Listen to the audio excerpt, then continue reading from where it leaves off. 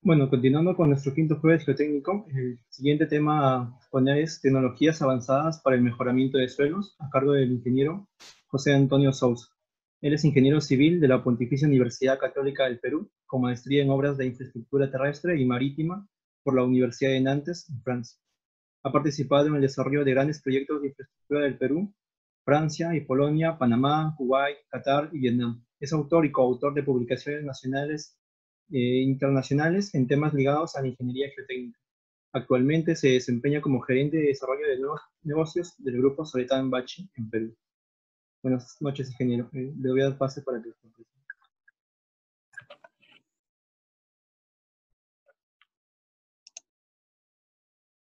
Hola, ¿qué tal? Buenas noches a todos. A ver, para confirmar, ¿se me escucha bien? Sí, ingeniero, le escucho bien. Ya puede. Ya, perfecto.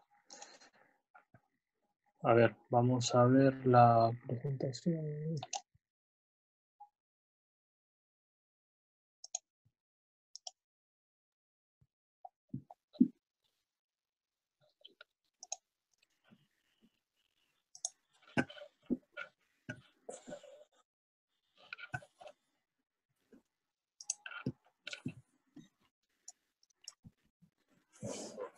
Bueno, a ver, yo les voy a hablar, bueno, primero que nada al Geogroup, gracias por la invitación. Es un gusto para mí poder hacerles esta presentación.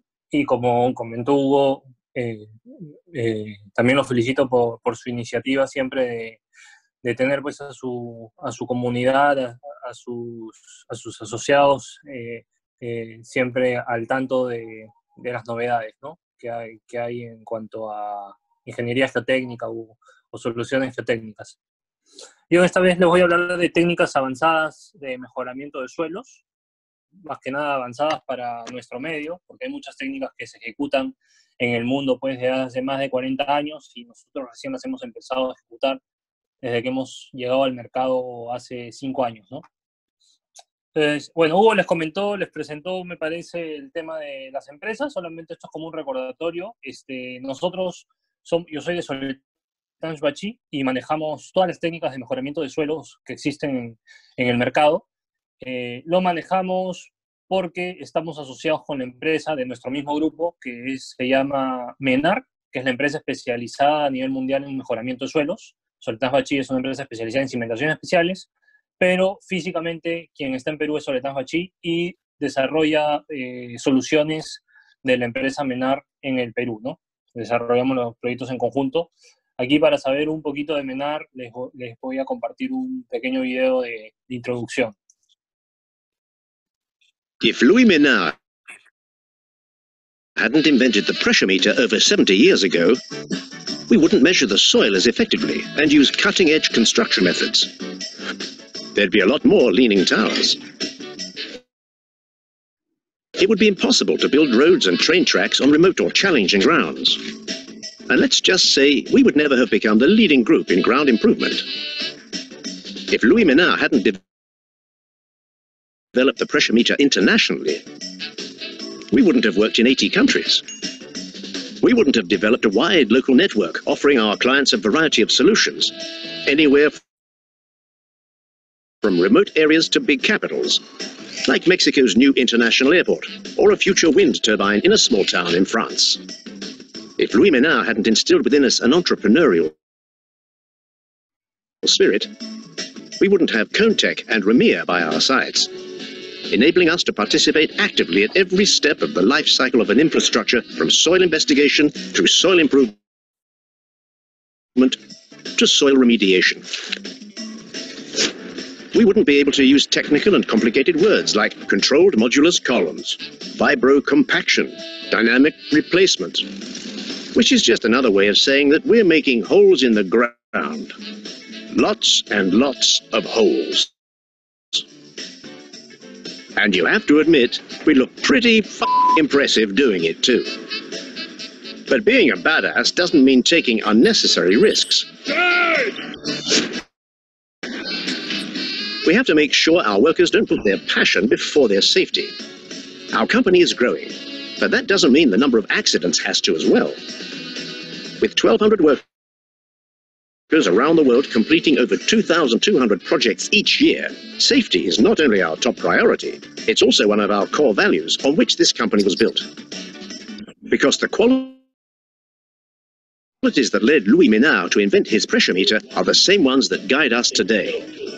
Taking care of each other, providing simple and safe solutions for complicated tasks, entrepreneurship, and curiosity. They're what make us uniquely qualified to dream bigger and travel further. Now pressurized, 35 seconds and counting. We are still... By going back to the essentials, our projects can be bigger, better, and safer, making sure every worker comes back home safe.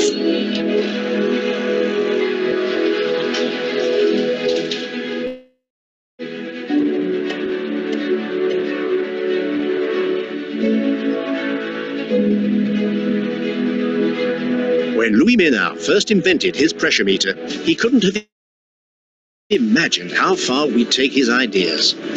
But we think he would have liked it.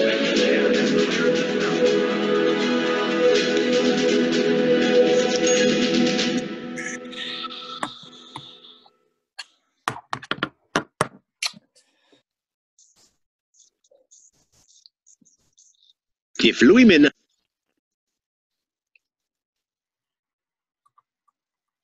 Pasó a ver, sí. Ahí está, ¿estamos? Sí. Bueno, era un video un poquito, algo entretenido con el final.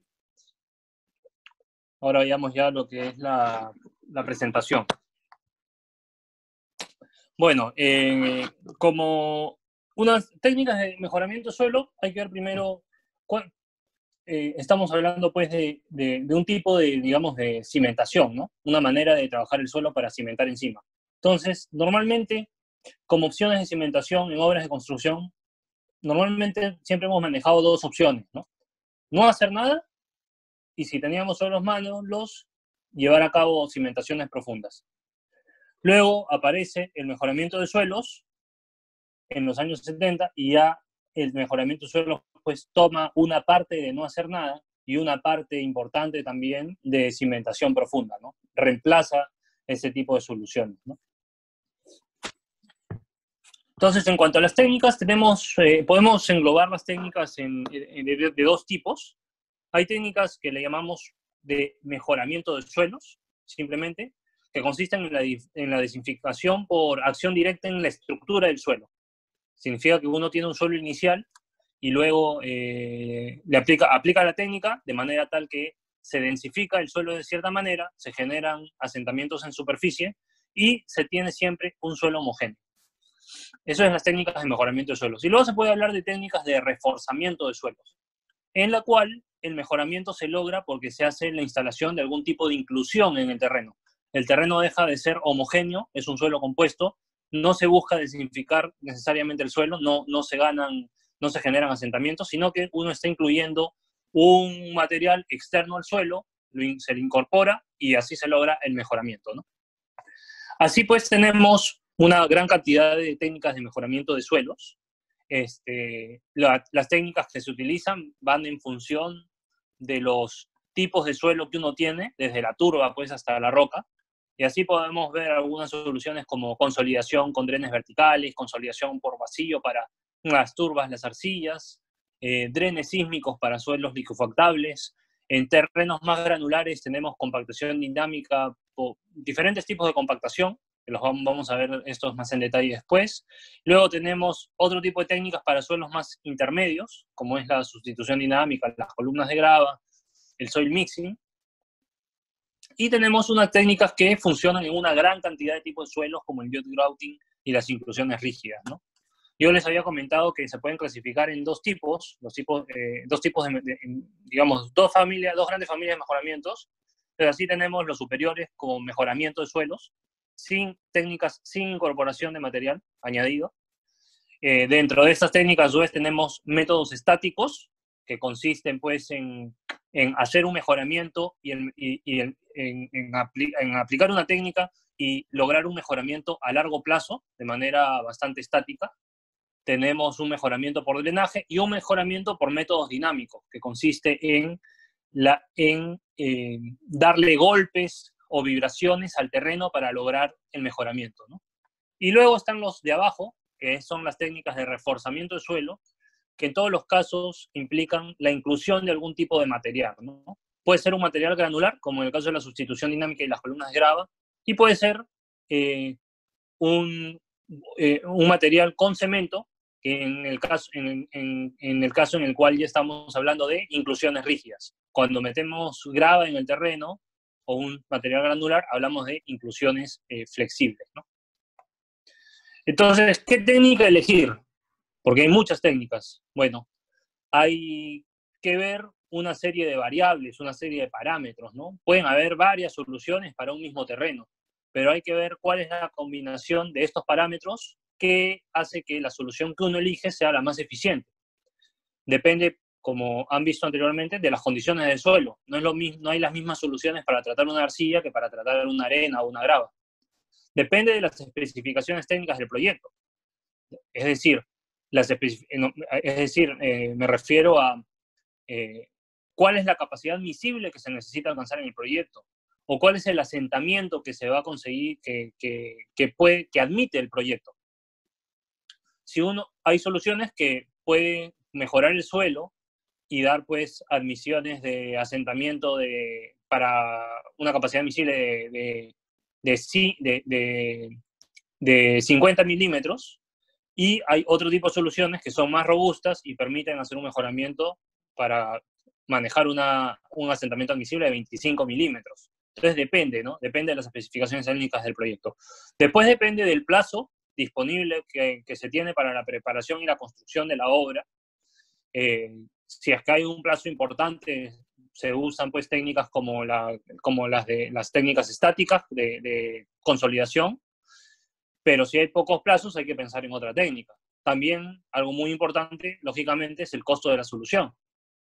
Se hacen presupuestos, precios referenciales, desde que llega un proyecto para poder saber más o menos hacia dónde se va a orientar el proyecto, ¿no? Y también un tema importante es el entorno y el medio ambiente que hay alrededor del proyecto. Si uno pues tiene casas muy cerca o casas precarias muy cerca en un lugar donde la mejor solución sería una compactación dinámica, probablemente no se pueda hacer porque se tienen casas muy cercanas a la zona de trabajo y generan vibraciones altas y hace que no se pueda aplicar la solución. Entonces, después de evaluar todo ese tipo de variables, es que uno puede recién decidir qué técnica utilizar, ¿no? Bueno, las técnicas que les he mostrado son todas estas, pero no puedo presentarles todas las técnicas. Nos vamos a centrar en las técnicas principales que nosotros hemos identificado que pueden tener una mayor aplicabilidad en el Perú, que son estas de acá, que de manera resumida, en un cuadro similar a uno de los anteriores que les presenté, son estas técnicas de acá, ¿no? Drenes verticales, columnas de grava, sustitución dinámica, compactación dinámica, vibrocompactación y columnas de módulo controlado o inclusiones rígidas. Que verán que es la técnica que funciona a casi todos los tipos de suelo, como vamos a ver ahora más adelante. Entonces empecemos por las técnicas. El drenaje vertical, ¿en qué consiste? El drenaje vertical se usa principalmente en suelos arcillosos, en arcillas con niveles de napa freática alta y en arcillas que se van arcillas blandas que se van a consolidar a lo largo del tiempo. Lo que se hace con esta técnica es básicamente este tipo de dren que ven acá sobre la derecha en la foto. Es un dren muy delgadito, de unos 4 milímetros de espesor y de 10 centímetros de largo, viene en formas de rollo, y este dren se inserta en el terreno de manera masiva, ¿no? Cada 1,5 metros en una malla cuadricular se van insertando estos drenes hasta la profundidad que se necesita mejorar, 15, 20, 25 metros de profundidad. Estos drenes lo que hacen dentro de una arcilla es permitir la disipación de presiones intersticiales y acelerar el proceso de consolidación de la arcilla. Es decir, la arcilla normalmente tiene una permeabilidad muy baja, ¿sí? Entonces, lo que se hace es que si uno no tratara un terreno con una arcilla, en general lo que va a ocurrir es que uno puede poner una estructura y la estructura al día siguiente va a estar muy bien, no se va a sentar, Pero a largo plazo, ese peso que uno le pone a la arcilla va a hacer que el agua empiece a drenar. Y al drenar el agua, el suelo se va a empezar a consolidar. Al consolidarse, genera asentamientos en superficie a largo plazo y afecta pues a las estructuras, ¿no? Entonces, lo que busca esta técnica es darle vacíos al terreno, ponerle un relleno de precarga antes de hacer el proyecto para generarle una presión al terreno como si fuera una esponja, de manera tal que al generarle presión se saque el agua que hay dentro del terreno y se fuerce a acelerar el proceso de consolidación del suelo.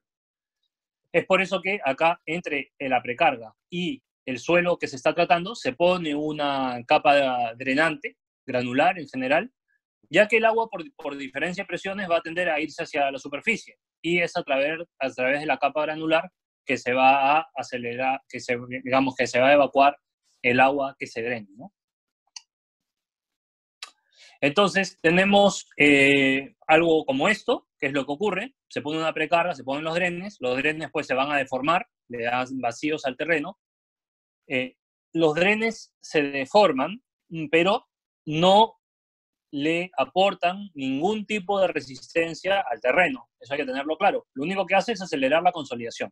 Y luego de unos meses, cuando ya se da la consolidación esperada, uno ya procede a quitar el relleno de precarga y a hacer su proyecto, ¿no? Si es que este relleno no se diseñó de manera tal que luego sea la subrasante del proyecto.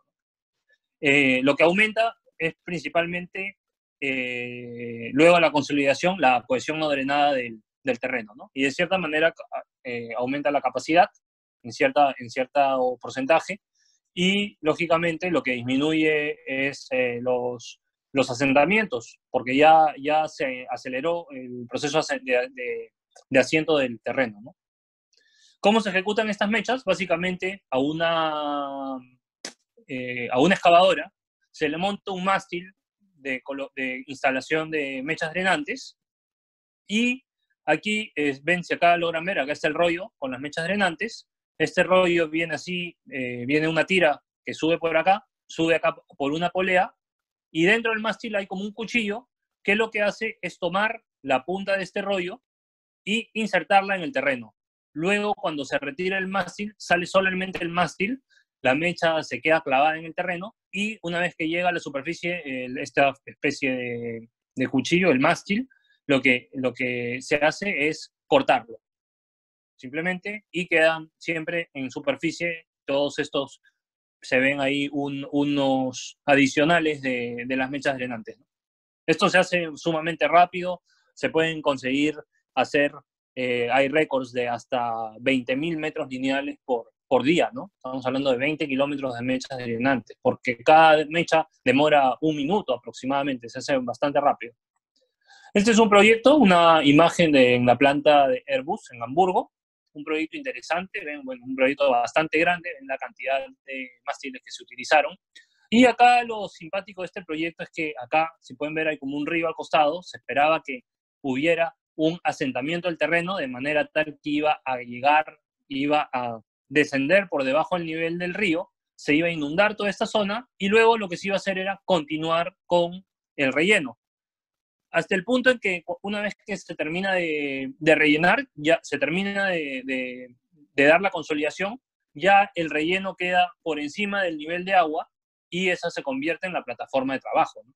Acá sí logran ver, acá se ve atrás una pista de aterrizaje, acá hay un edificio un poco alargado, y en esta imagen de la derecha, que está tomada desde el otro lado, está la pista de aterrizaje acá, y acá está el edificio alargado, y la zona de tratamiento es toda esta zona de acá atrás, donde se le ha ganado, pues, se ha ganado terreno, ¿no? Un terreno estable, donde ya se hizo la construcción. También es una técnica que se puede usar en terrenos, en carreteras, en terrenos arcillosos, pues, donde, por lo general, cuando no se hace el tratamiento de una carretera, lo que ocurre es que se generan unas ondas en la pista, y esto se puede tratar con este tipo de técnica, ¿no? Esta es una técnica que hasta ahora no se ha ejecutado en el Perú como obra civil. Me parece que hay alguna minera que lo utiliza para el secado de sus relaves, pero es algo muy puntual, ¿no? No se ha utilizado en ninguna obra, pero hay un par de obras normalmente que contemplan estos proyectos, esta solución. que son en unos aeropuertos que se van a construir pronto. Luego tenemos la técnica de compactación y sustitución dinámica. Esta técnica no es en arcillas, sino en arenas bastante limpias, no pueden tener tanto contenido de finos, es donde mejor funcionan, y consiste básicamente en tomar una masa, una grúa toma una mesa y la deja caer por caída libre. La masa cae y impacta en el terreno, le genera unas ondas dentro del terreno, ¿no? Unas vibraciones, y eso hace que el terreno se vaya consolidando. O sea, ocurre más o menos esto, ¿no? Si lo vemos microscópicamente, uno tiene unas partículas de arena sueltas, luego uno le aplica golpes y lo que va a ocurrir es que estas partículas van a ganar puntos de unión entre sí, van a perder vacíos y eso hace que el terreno se densifique, lo cual induce en un asentamiento en la superficie, ¿no? Por lo general, esto se realiza en varias etapas. Primero se ejecutan, pues, se hace una malla de golpes de repente a cada 10 metros de distancia. Esto genera un mejoramiento profundo. Esos son densificaciones a profundidad, no son superficiales. Si uno necesitara mejorar superficialmente un metro de altura, 50 centímetros, uno usa un rodillo. No usa esta técnica. Esta técnica es para hacer mejoramientos de hasta 10 metros probablemente, ¿no? Con masas de 30 toneladas que se sueltan a 15 o 20 metros de altura. Entonces se suelta la masa y si ven, entre huellas queda un espacio por tratar. Entonces luego se hace un mejoramiento en ese punto.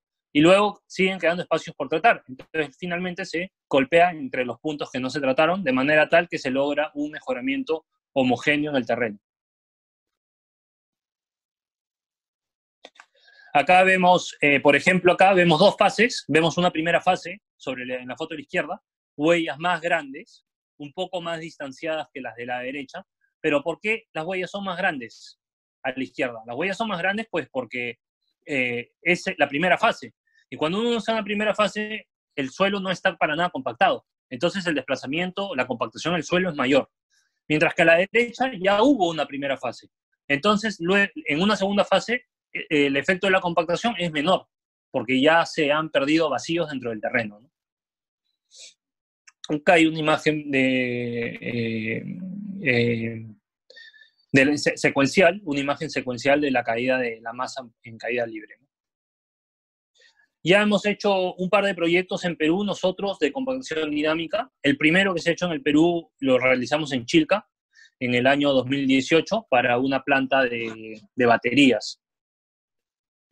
Hay algunas imágenes, pueden ver las huellas, no son huellas pequeñas, las masas tienen son de 2 por 2 metros de su tamaño, es un cuadrado de 2 por 2 metros y se generan pues unos cráteres de como 3 metros de diámetro y acá hay como una profundidad pues de unos 40, 50 centímetros probablemente, ¿no?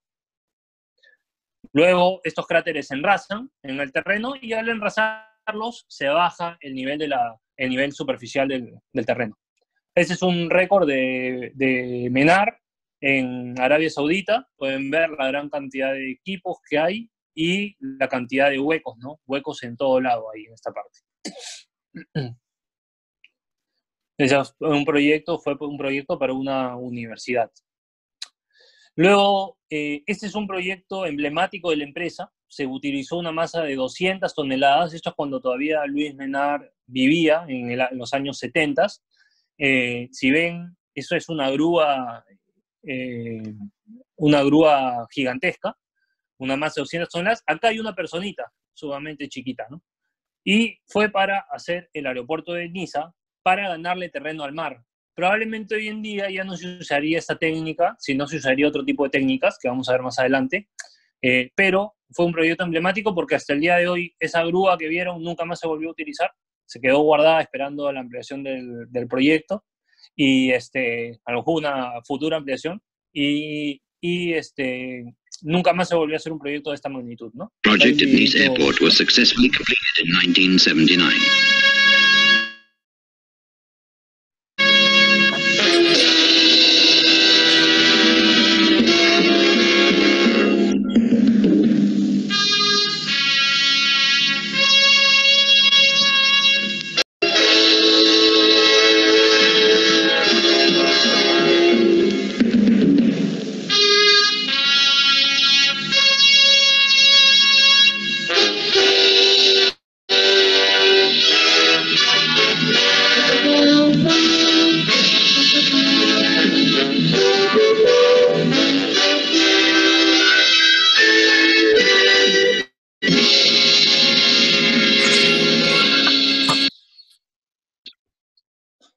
Bueno, un video de la época, ¿no? Para hacer este relleno sobre el mar. Algo bastante impresionante y un monstruo realmente de ingeniería esa grúa. Luego tenemos otra técnica que es, digamos, similar a la compactación dinámica.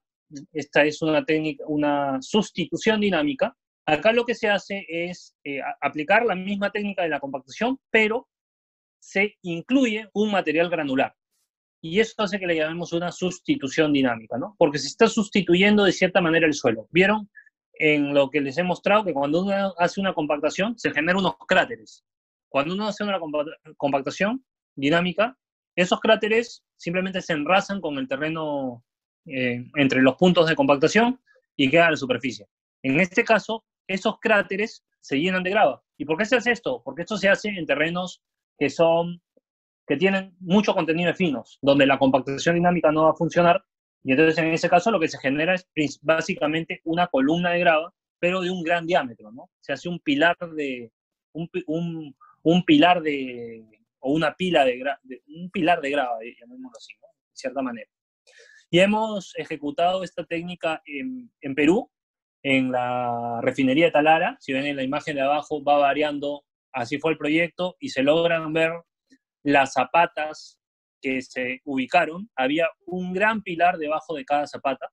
Entonces eso se puede ver acá en la imagen de abajo a la izquierda, abajo a la derecha, cómo se superponen sobre las zapatas, se superponen los puntos de sustitución dinámica. Un proyecto bastante grande, interesante, en 30.000 metros cuadrados, que consistió básicamente en lo siguiente, ¿no? Se iban a tener unas cimentaciones en una arcilla arenosa, luego venía un estrato también de una arcilla arenosa, pero menos arcilloso que el estrato superior. Luego pasábamos a una arena de muy alta licuefacción y finalmente había una arena de muy baja licuefacción, ¿no? Entonces había como 8 metros de terreno. Y acá lo que se buscó fue hacer unas columnas, unas pilas de sustitución dinámica debajo de las cimentaciones. Y luego, ¿por qué? Porque estos huecos grandes se pueden hacer bastante profundos, de 3 a 5 metros, en las zonas donde hay muchos finos. Y luego, por efecto de la compactación dinámica que uno aplica, de los golpes que uno le da a estas columnas de grava, uno genera por debajo un efecto de compactación dinámica, que lo que hace es densificar la arena que hay debajo de estas arcillas, donde la compactación dinámica no es eficiente, y generar pues un mejoramiento tal que permitía mitigar los riesgos altos de liquefacción que había en estas arenas, ¿no? Luego también para hacer la compactación está la compactación por impactos rápidos. Ahí pueden ver cómo funciona, es un equipo mucho más pequeño. Y la idea de esta compactación se va haciendo pues así, con una huella tras otra, solamente se hace una fase, porque lo que busca esta técnica es hacer un mejoramiento solamente de unos 3 metros de profundidad, no tan profundo como en el caso de la compactación. Y es un método que permite finalmente hacer una compactación dinámica, pero es controlada mediante la aplicación de impactos rápidos, ¿no? Se impacta sumamente rápido, como han visto en el video, y eso permite conseguir la densificación de capas superiores. Y una de las ventajas de esta técnica es que genera mucho menos vibración en los vecinos, ¿no? Entonces, en muchos proyectos se opta por esta solución en lugar de la compactación dinámica o para ciertas zonas, ¿no? Veamos ahora la solución de vibrocompactación. Seguimos con la compactación. Pero varía un poco la técnica, ¿no? Esta es una técnica que se usa con unos vibradores de tipo péndulo que se introducen en el terreno para hacer vibrocompactación, o se usan también vibradores muy similares para hacer columnas de grava, que también lo vamos a ver ahora, más adelante.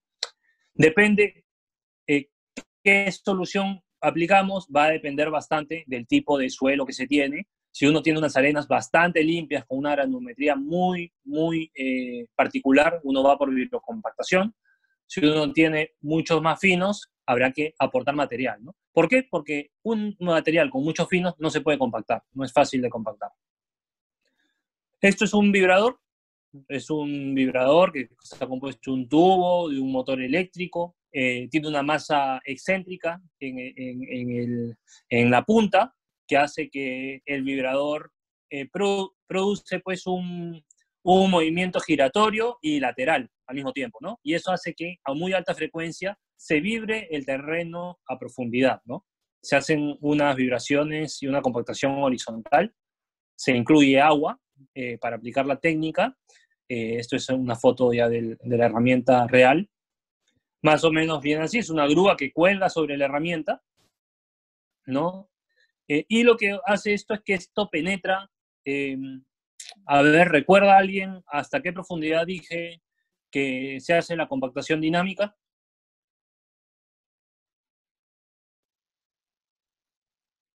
¿Nadie se acuerda?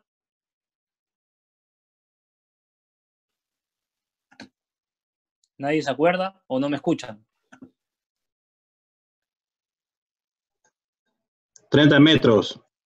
No, no me están escuchando. 10 Exacto. metros. 10 metros, muy bien, 10 metros. Hasta unos 10 metros, 12 metros de profundidad. Pero si uno necesita compactar más allá de 10 metros, uno aplica esta técnica, ¿no? A 20, 25 metros de profundidad, ¿no? Si uno tiene, uno mete este péndulo a 30 metros, 25, 20 metros de profundidad y empieza a generar la vibración muy profundo. Al generar la vibración, imagínense pues a 20 metros de profundidad, lo que estamos haciendo es que las partículas a 20 metros de profundidad se junten. Y por tanto, pierde vacíos en ese punto, pero genera vacíos encima de los 20 metros. Es decir, si yo vibro a 20 metros, a 18 metros estoy generando vacíos. Y voy levantando la herramienta y así vamos induciendo vacíos a la superficie. Entonces, cuando esta técnica se aplica, se termina al final, cuando sale la herramienta, se genera una especie de conos en la superficie, a raíz de toda la vibración que se ha hecho a profundidad. Cuando se genera el cono, significa que la solución ha funcionado. Si no se generara el cono y uno está aplicando esta técnica, significa que uno está perdiendo mucho dinero y tiempo. Esta técnica se aplica cuando las curvas granulométricas del terreno entran dentro de estos usos muy, muy particulares que se consideran arenas idealmente compactables, ¿no? Es un proyecto muy interesante en Hong Kong. Esta técnica también nunca se ha utilizado en Perú. 2 equipos haciendo vibrocompactación al mismo tiempo. Y luego tenemos en nuestro proyecto de bandera emblemático con vibrocompactación, que son las palmeras artificiales de Dubái, ¿no? Estas palmeras se hicieron con esta técnica, trayendo agua dragada de mar, trayendo material dragado de mar, trayendo arena del desierto, se fue acumulando y se generaron pues esta especie de cerros que hay debajo del mar, pero lo que se ve acá finalmente son las cúspides de estas colinas que se han hecho dentro del mar, ¿no? De cierta manera. Este proyecto, es interesante comentarles que luego en los ejes de estas ramas de la palmera y del eje central de la palmera se han hecho muros diafragma, lo que les presentó Hugo hace un momento, ¿no? Para evitar, pues, la erosión, las filtraciones del agua de un lado y del otro de los diques, ¿no? Porque finalmente estos funcionan como unos diques. Luego tenemos las columnas de grava. Las columnas de grava es una técnica, bueno, es como hablarles yo les hablé antes de la compactación dinámica, y les dije que cuando aportábamos material era una sustitución dinámica. Luego les he hablado de la vibrocompactación, y si a la vibrocompactación lo complementamos con grava, ahora pasamos a hablar de una técnica de columnas de grava. Esto para hacerlo un poco sencillo como concepto, ¿no? Porque la realidad es que las columnas de grava se pueden ejecutar como de 15 maneras diferentes. Yo voy a centrar en las maneras, digamos, más avanzadas como se ejecutan las columnas de grava, que consisten básicamente en utilizar un vibrador similar al anterior para la vibrocompactación y incorporar material granular, ¿no? Dentro del terreno, de manera lateral estas columnas se van a ir compactando a medida que uno va subiendo y le va, lo que le da un confinamiento lateral es el terreno. Entonces, cuando uno tiene un terreno con menor resistencia, la columna se ensancha más en ese estrato, ¿no? Es lo que se muestra en esta imagen. Importante tener en cuenta que las columnas de grava le dan drenaje al terreno y por tanto son una muy buena solución a problemas de liquefacción, ¿no? Se pueden hacer de muchas otras maneras, como les dije, yo les voy a presentar principalmente dos maneras.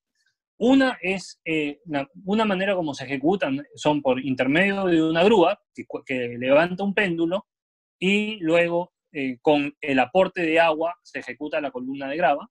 Y otra manera es también una grúa que levanta un péndulo, pero es otro tipo de péndulo. Es un péndulo en el que uno aporta el material directamente por la parte superior con unos chutes que van a ir subiendo hasta llegar al embudo. Y son tubos que por dentro, o sea, son vibradores que por dentro tienen un tubo hueco y es desde acá arriba que se va a suministrar el material hasta la punta. Esto es vía seca. Para verlo un poquito más en detalle, funciona así. Por vía húmeda, uno aporta agua por la punta del vibrador, porque son terrenos no tan suavecitos, por decirlo de alguna manera, no tan blanditos, y lo que hacemos es facilitar el hincado de estos vibradores, una vez que llegan al estrato competente, se retira el vibrador y se mete desde la plataforma de trabajo la grava. Se mete una ruma de grava y luego el vibrador vuelve a bajar para ir compactando la grava. Y así sucesivamente hasta que se hace toda la columna de grava. Es decir que vamos a poner grava, meter el vibrador, compactar, sacamos el vibrador, ponemos más grava, volvemos a meter el vibrador y volvemos a compactar. Así lo hacemos hasta terminar la columna de grava, ¿no? Acá se ve, por ejemplo, la grava acá sobre la superficie, el mástil, es algo bastante grande. Y acá vemos cómo se proyecta también la grava desde la plataforma de trabajo, ¿no? Cuando vemos por vía seca es distinto. Por vía seca no necesitamos agua, lógicamente. Bajamos el vibrador directamente, el vibrador tiene un hueco por dentro, así como acá hay un chute que va a subir, se va a voltear en el embudo arriba y por dentro de la tubería va a bajar la grava. Y conforme uno va retirando el vibrador, el péndulo, uno va dejando grava. Luego, este péndulo, supongamos que lo retiramos 1 metro. Una vez luego de retirado 1 metro, se baja otra vez unos 50 centímetros para compactar la grava. Luego se vuelve a subir 1 metro y se vuelve a bajar 50 centímetros. Y así cada vez siempre uno sube más, una distancia de 1 metro, por ejemplo, y uno baja unos 50, 40 centímetros para compactar. Y así se consigue hacer una columna de grava compactada, ¿no? Así como ven acá en esta imagen, la grúa con el péndulo. Luego acá vemos el péndulo cuando el chute le está proporcionando la grava en la parte superior. Este péndulo está en el fondo pues, de la perforación. Acá vemos otro caso, ¿no? Detrás, acá está el chute que lo están subiendo con un sistema de poleas y ya está terminando la columna de grava, ¿no?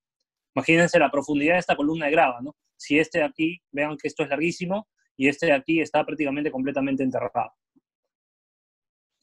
También, si no es con un chute, también hay proyectos, si así lo permiten las alturas, en los que con un manipulador telescópico, con una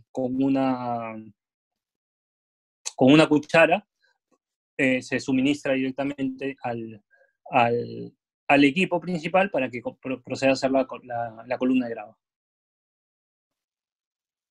Se lleva a cabo siempre un control de calidad en nuestros equipos. Interesante saber esto. Se va midiendo pues, a qué profundidad, las velocidades, el tiempo que uno demora para alcanzar determinadas profundidades, cuánto se demora uno en salir, ¿no? Esto se ve en esta gráfica.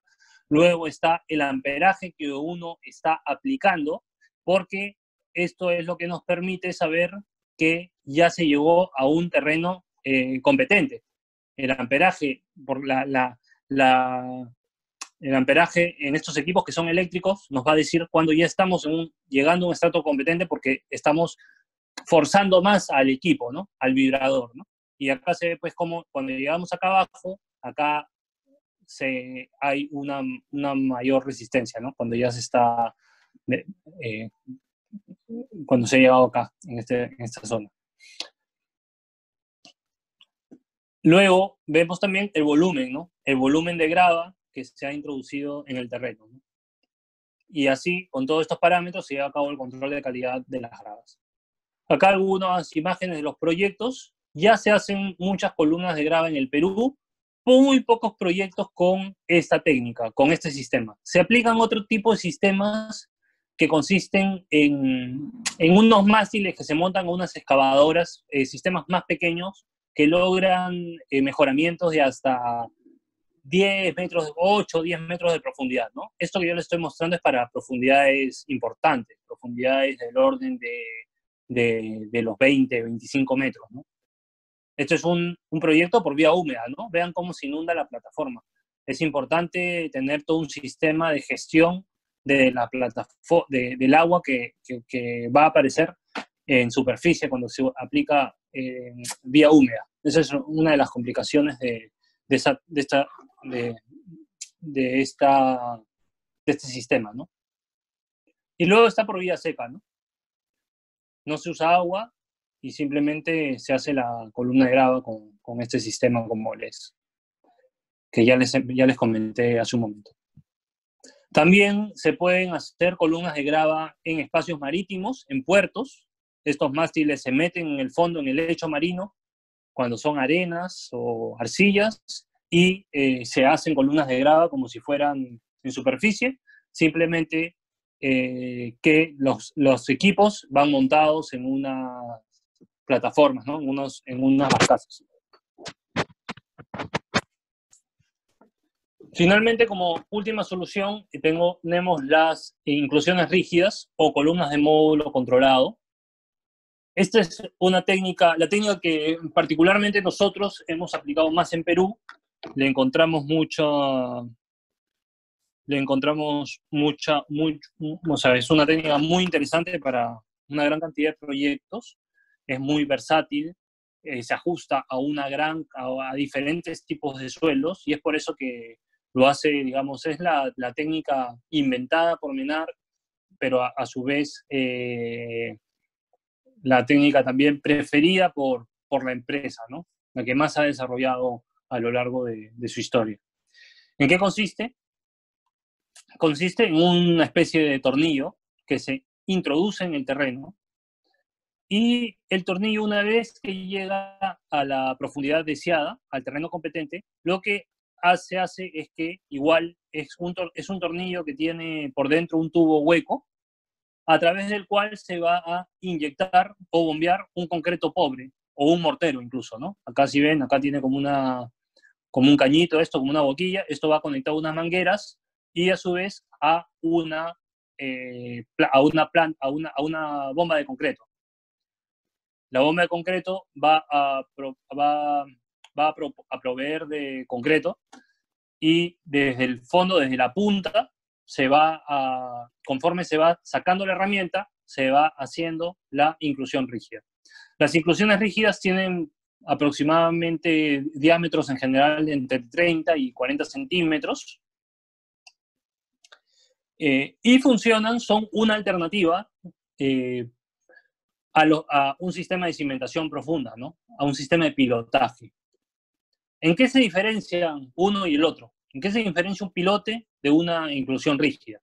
¿Por qué utilizar inclusión rígida en lugar de pilotes? ¿O por qué lo hace que las inclusiones rígidas resulten ser una solución más eficiente y atractiva que una solución de pilotaje? Bueno, primero el concepto.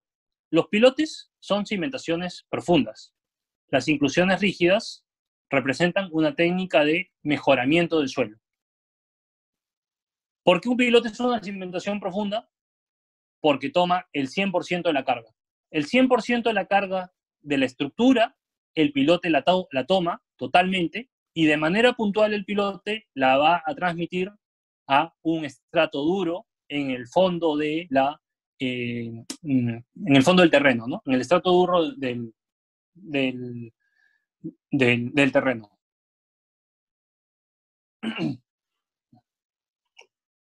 Y luego tenemos la inclusión rígida. La inclusión rígida es un mejoramiento del suelo. ¿Por qué? Porque la inclusión rígida no toma el 100% del terreno, de la carga. La inclusión rígida toma una parte importante de la carga y hay otra parte que la toma el suelo directamente. Es decir, que el suelo, por más malo que sea, así tenga una capacidad portante muy baja, lo que busca esta técnica es que el suelo use esa capacidad portante, use su resistencia y permita, bueno, que aporte al sistema la resistencia que tiene el suelo. Y las inclusiones toman lo que no toma el suelo, ¿no? Por decir de alguna manera. Entonces, en el caso del pilote, el suelo no trabaja para nada. Por eso es una cimentación profunda, ¿no? Entonces, ¿qué ocurre? Un pilote, por ejemplo, si uno tiene una zapata, quizás debajo de una zapata uno tiene proyectado poner 4 pilotes, de repente de 80 centímetros o 1 metro. Para una carga dada, de repente 100 toneladas, por ejemplo, estoy inventando números para que se me entienda. Si le ponemos 4 pilotes, significa que van a ir 25 toneladas a cada pilote. Es decir, la carga va muy concentrada a 4 puntos y entonces, como está tan concentrada, se necesita llegar a un estrato muy duro.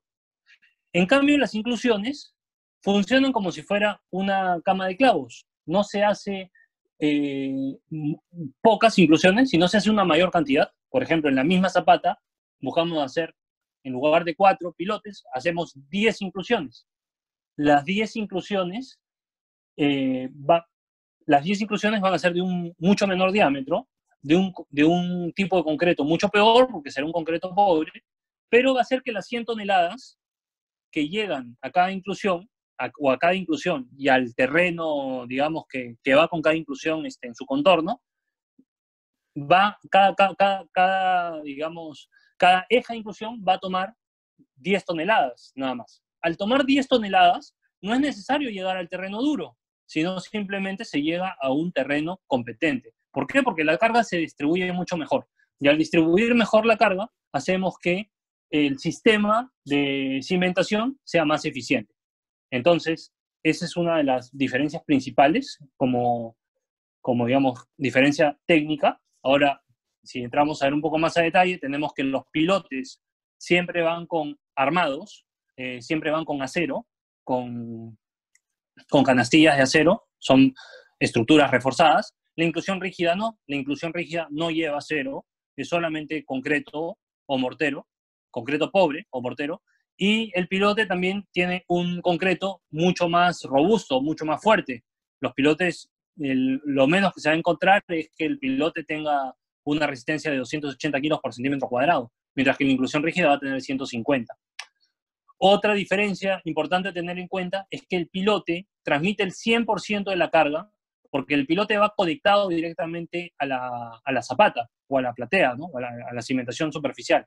Y al ir conectado hace que se generen esfuerzos en la estructura y eso nos obliga pues, a hacer que la zapata tenga pues, unos sobreanchos o hacer que sea mucho más alta la zapata para poder tomar la transmisión de momentos y de cargas dentro de la zapata, ¿no? Dentro de la estructura.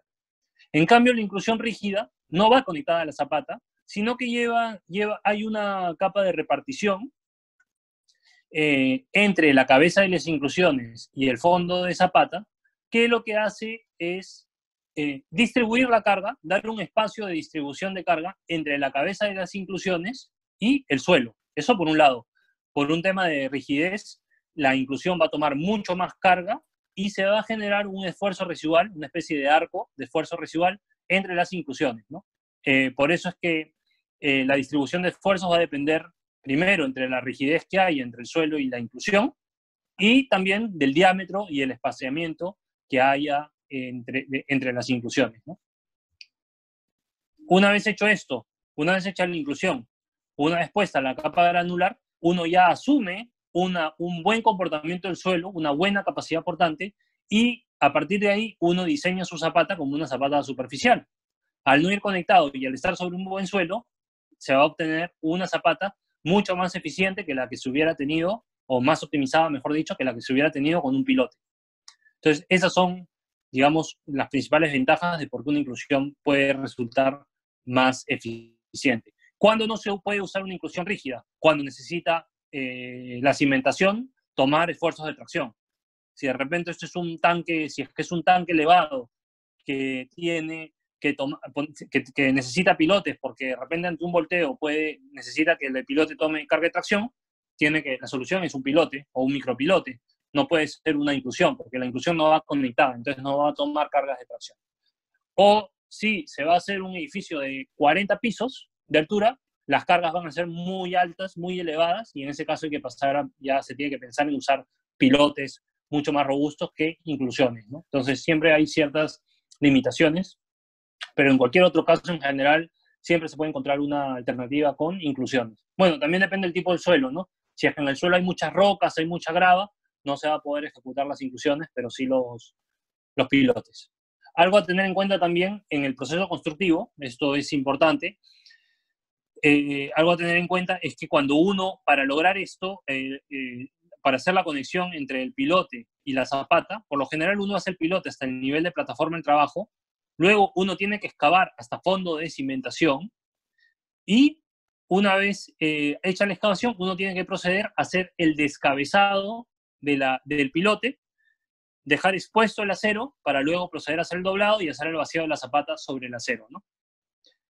Eso no es necesario con la inclusión rígida. La inclusión rígida no necesita ningún descabezado, ¿no? Salvo algunos casos en los que se necesita para poner una puesta a nivel por un tema de niveles, pero se hace cuando el concreto está fresco, esto no lleva armadura, entonces se puede cortar al final del día el concreto cuando está fresco y no digamos, ese es solo un detalle en las inclusiones. En el caso de los pilotes es una actividad importante el tema del descabezado. Ahora, la inclusión rígida y la columna de grava como funcionamiento de mejoramiento de suelo funcionan de manera muy similar, muy parecida. Una de las principales diferencias que tienen es que una columna de grava en un terreno muy blando, lo que se puede producir es que a lo largo del tiempo, a una carga dada, se puede ir deformando la columna de grava y se puede ir empanzando. Y eso puede generar un asentamiento en superficie. En el caso de la inclusión no ocurre esto porque es rígida.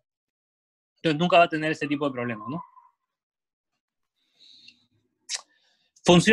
Las inclusiones rígidas, funcionan en todo tipo de suelo compresible, donde uno necesite, donde hay un suelo compresible, un suelo blando, se debería poder proponer una solución con inclusiones rígidas, ¿no? Ya sea para losas con carga distribuida, sea para zapatas con cargas heladas, ya sea para rellenos, para hangares o sistemas combinados de zapatas y losas. En cualquier caso, se debería poder proponer un sistema con inclusión rígida. Y en Perú, como les comenté, hemos hecho varios proyectos. El primero de ellos fue en el Colegio de Newton, en Lima, donde teníamos un relleno no controlado, pero no era un relleno de basura, sino de material, de arena que habían volteado en la zona, donde había una mala capacidad portante hasta más o menos los 8 metros de profundidad.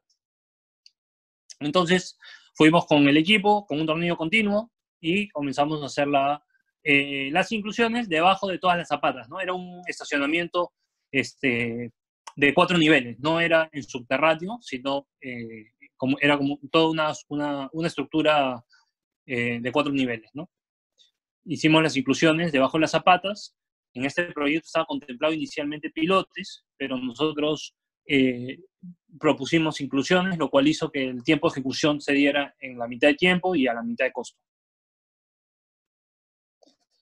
Acá hay un video corto de cómo funciona.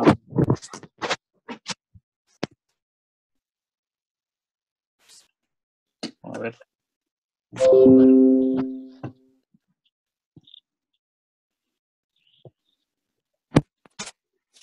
Un video cortito de ese proyecto.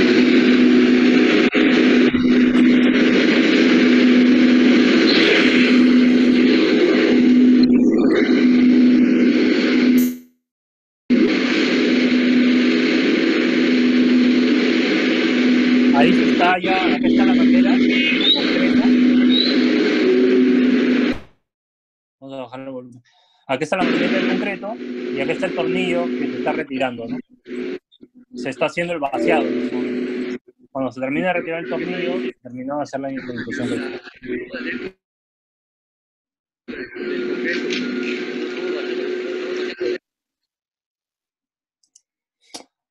¿Ok? Este es otro proyecto en un centro integral de adulto mayor, en la punta. Acá se hicieron inclusiones debajo de losa y debajo de zapata para tratar un terreno con era un relleno como de arena que estaba un poco blando y que tenía unos riesgos bajos de liquefacción, hasta 5 metros de profundidad donde uno encontraba la grava. Entonces se pusieron unas varillas de acero para poder tomar el portante en caso de liquefacción, ya que normalmente no van armadas las inclusiones. Este fue un plano más o menos de cómo fue el proyecto y como acá ya es en la construcción, ¿no? Se puede ver acá las zapatas que están haciendo, acá está el equipo, acá están los puntos de las inclusiones que se iban a hacer, un proyecto bastante simpático justo al borde del mar, al costado de un dique en la punta. Acá hay otras fotos del mismo proyecto, ¿no? Luego hemos hecho otro proyecto en Parques del Callao. Esto es un proyecto que se ha hecho para edificios de 14 pisos, en 2 edificios, B y C, un proyecto en el Callao, donde teníamos capas intercaladas de arcillas, arenas, limos, y acá lo que se hizo fue mejorar estos tipos de suelos que no tenían muy buenas capacidades para la altura del edificio que se tenía, no les daban los asentamientos, entonces se pusieron inclusiones, más o menos hasta llegar a la grava que nos daba ya el rechazo, y ahí se ubicaron las inclusiones. Acá hay una fotito de cómo se hizo el proyecto del equipo. Esto es el proyecto después, ya una vez hechas las inclusiones, un edificio de vivienda, bastante alto, como les comenté.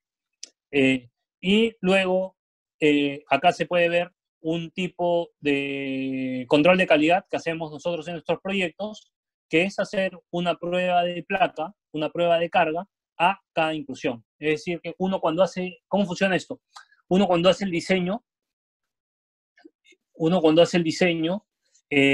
bueno, define sus parámetros de diseño y al final lo que nos da como solución, como, digamos, como dato el diseño es cuál es el asentamiento esperado por las inclusiones y cuál es la carga máxima a la cual va a estar sometida una inclusión. Entonces se hace una prueba de placa en una inclusión, se le aplica la carga que uno espera y se ve cuál es el asentamiento de la inclusión, ¿no? Y en función de eso determinamos, o bueno, mejor dicho, comprobamos que el asentamiento que se obtiene sea menor que el que se esperaba en el diseño, y con eso, bueno, ya nos quedamos tranquilos y sabemos que lo que se está haciendo es lo correcto, ¿no? Y que está en función de lo que se diseñó, o a lo esperado. Finalmente, este proyecto esto está mal, esto no es Siam Callao, sino que esto es, lo he puesto mal, esto es Mall Aventura de Chiclayo. Un proyecto que hasta los 6-7 metros tenía también capas de arcilla, de arena arcillosa con una capa freática alta. Este es un terreno de 30.000 metros cuadrados, es el mall más grande del norte del Perú. Hicimos inclusiones debajo, esos 30.000 metros cuadrados estaban prácticamente llenos de plateas, varias plateas, pusimos inclusiones en todo el terreno. Hicimos inclusiones hasta llegar a la capa ya competente, ¿no? Hasta la arcilla ya quedaba arcilla, después encontrábamos también arcilla o grava arcillosa a partir de los 6 metros, ahí es donde nos empotramos, y se hicieron las inclusiones, ¿no? Del orden de 6, 7, hasta 6 metros de profundidad, porque habían zonas que solamente requerían inclusiones de 3 o de 4 metros de profundidad. Y ese es el proyecto después, ¿no? En fase de construcción. Este proyecto ya se iba a inaugurar en abril, pero lamentablemente con el tema de la pandemia me parece que lo han postergado el próximo año, porque no llegaron a terminarlo. Y bueno, eso es todo lo que tenía para presentarles. Gracias. No sé si tienen, bueno, los escucho, si es que tienen consultas. Muchas gracias, ingeniero José. Sí, hay algunas consultas. Lo voy a proceder a leer. La primera pregunta dice, ¿qué método podemos utilizar para el enrase del terreno al realizar la computación dinámica? ¿Qué método, perdón? ¿Me puedes repetir? Sí. ¿Qué método podemos realizar para el enrase del terreno al realizar la computación dinámica? Ah, no, simplemente eso es por lo general viene después con la misma excavadora, con una excavadora o una retro, tapa los huecos y luego tienes que hacer, venir ya, conformar, digamos, la subrasante del proyecto, ¿no? Con una motoniveladora, con unos rodillos, y ya conformas la subrasante del proyecto, lo nivelas con topografía, y básicamente es eso, ¿no? Así se hace el enrase. Néstor Gomero nos pregunta, buenas noches, con respecto a la computación dinámica, tengo conocimientos que se suele hacer una cancha de pruebas previa al mejoramiento de todo el proyecto. ¿El área de esta cancha de pruebas es estándar o tiene una relación al área del proyecto?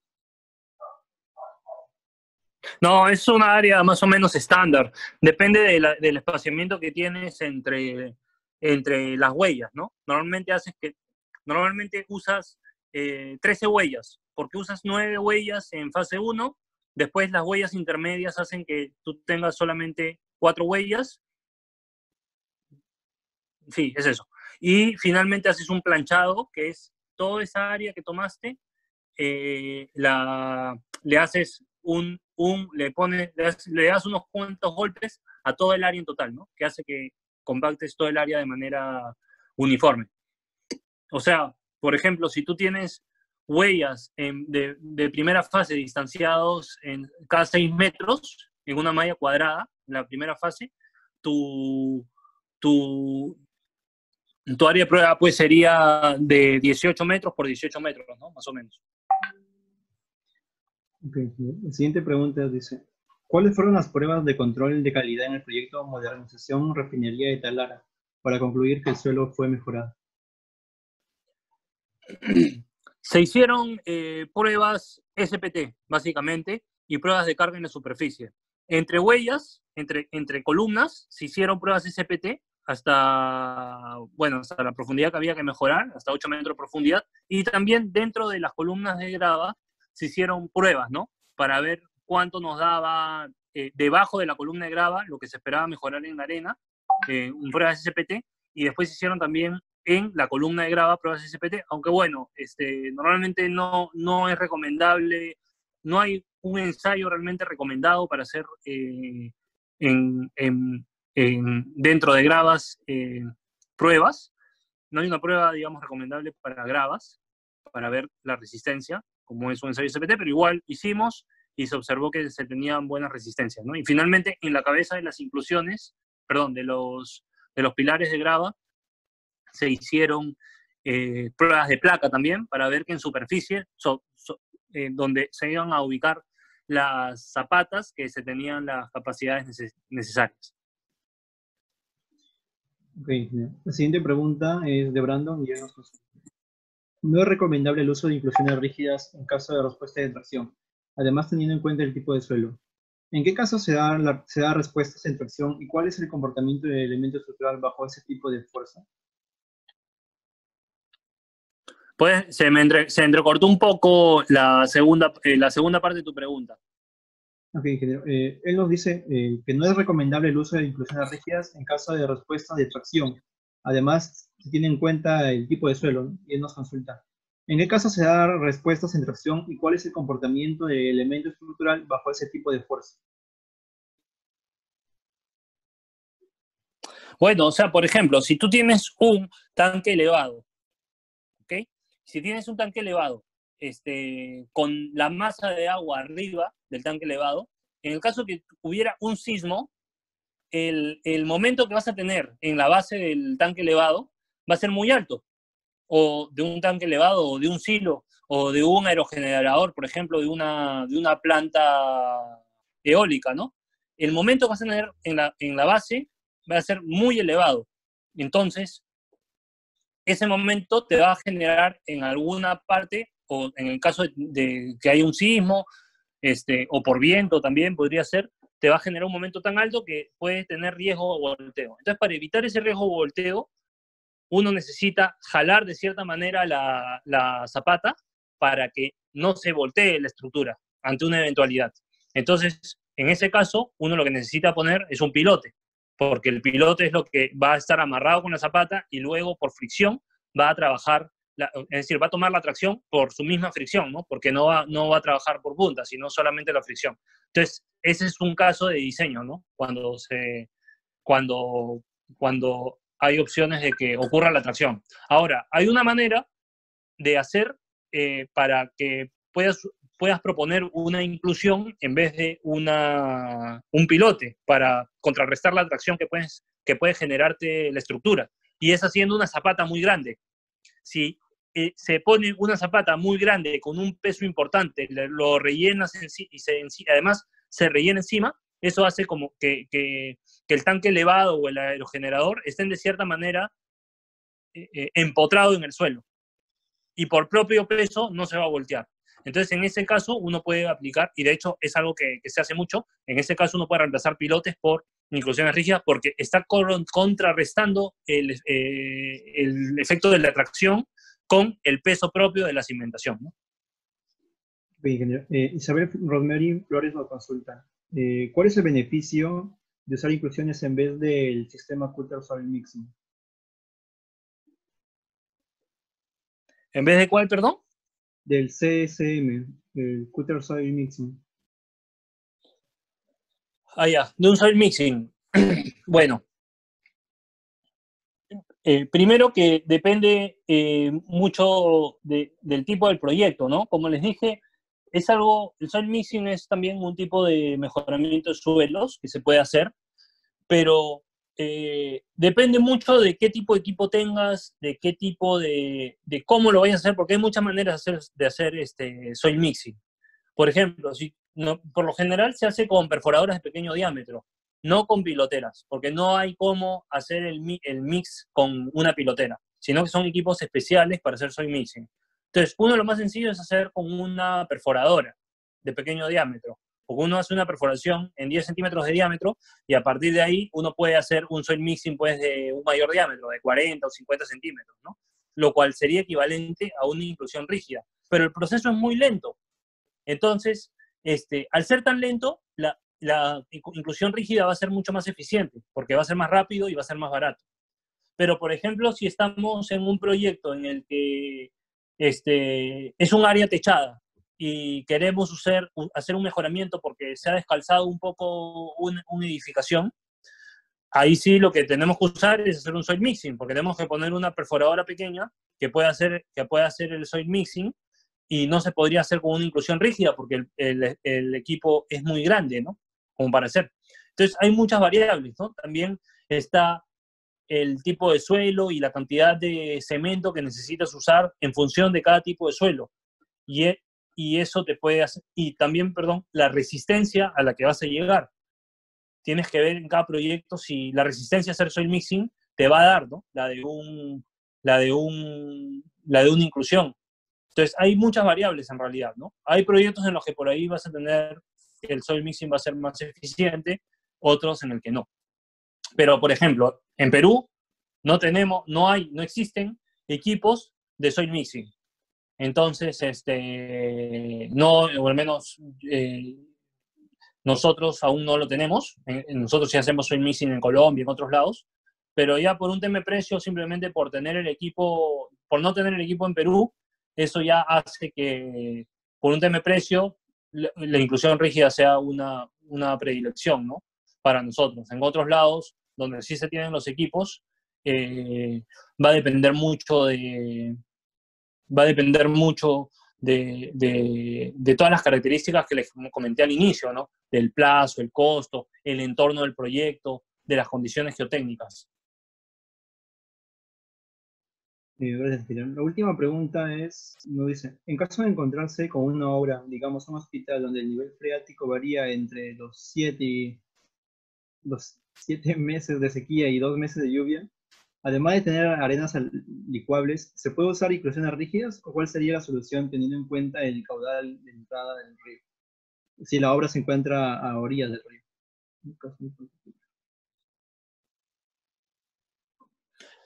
Pero ¿cuál es el problema de que esté en sequía o que llueva? A ver si me puede aclarar un poco. ¿Es que la plataforma está llena de agua? Creo que quiere hacer referencia a la variación del nivel freático. El nivel freático no representa ningún problema para la técnica.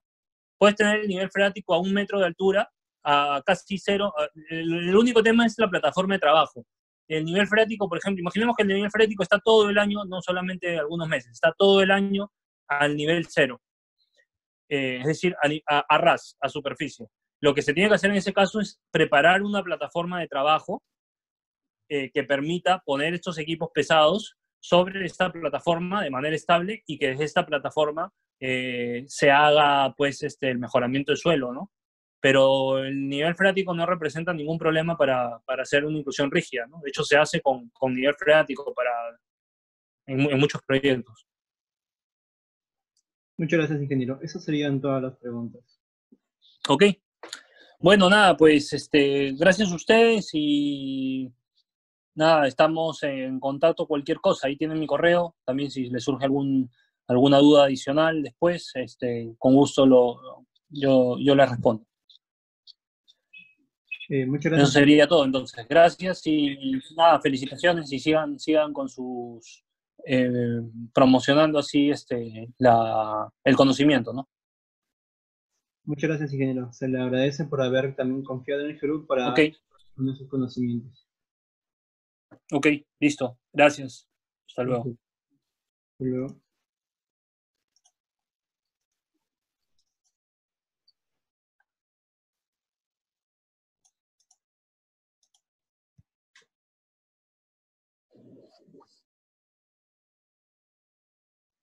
Bueno, también agradecer a todos los asistentes a este 5º jueves geotécnico que organiza el GeoGroup 1.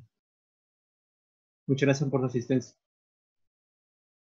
Asimismo, queremos invitarlos para la siguiente semana. El Centro de Estudiantes de la Facultad de Ingeniería Civil está organizando el 8º ESID. El ESID es el Encuentro de Competencia en Investigación y Desarrollo. Esto es un espacio de competencia donde se difunde la investigación desarrollada por los alumnos de la Facultad de Ingeniería Civil en coordinación con la delegación UNI-ANAIC 2020.